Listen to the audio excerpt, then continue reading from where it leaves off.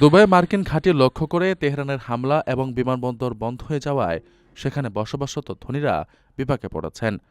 সংযুক্ত আরব আমিরাতের গুরুত্বপূর্ণ এই বাণিজ্য নগরী ছাড়তে এখন প্রাইভেট জেটই এই ধনীদের একমাত্র ভরসা।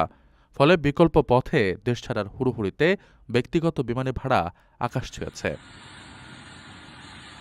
প্রাইভেট জেট ব্রোকারেজ প্রতিষ্ঠানগুলোর তথ্যমতে ইস্তাম্বুল যাওয়ার জন্য ছোট একটি জেটের ভাড়া এখন ৮৫,০০০ ইউরো বা প্রায় ১,২২,০০,০০০ টাকা, যা স্বাভাবিক সময়ের তুলনায় প্রায় ৩ গুণ। এছাড়া রিয়াদ থেকে ইউরোপ যাওয়ার ভাড়া ঠেকেছে প্রায় $৩.৫ লাখ।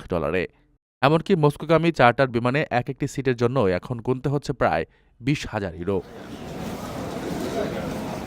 বিমা জটিলতা ও নিরাপত্তার শঙ্কায় অনেক জেট কোম্পানি ফ্লাইট পরিচালনা বন্ধ রাখায় তীব্র সংকট তৈরি হয়েছে। দুবাই থেকে সরাসরি ফ্লাইট না পেয়ে অনেকে সড়ক পথে ওমান বা সৌদি আরবের রিয়াদের দিকে ছুটছেন, যেন সেখান থেকে প্রাইভেট জেট বা অন্য কোনো ফ্লাইটে ইউরোপসহ নিরাপদ গন্তব্যে পাড়ি জমানো যায়।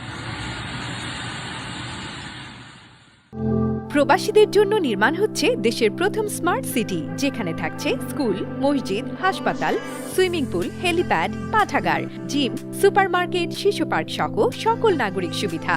মাত্র ৩০ লাখ টাকা বিনিয়োগে মিলছে আকর্ষণীয় ফ্ল্যাট। প্লাটিনাম ইনভেস্টরদের জন্য ঢাকা বিমানবন্দরে ভিআইপি প্রোটোকল সুবিধা। বিস্তারিত জানতে যোগাযোগ করুন স্ক্রিনে দেয়া হোয়াটসঅ্যাপ অথবা ইমো নাম্বারে।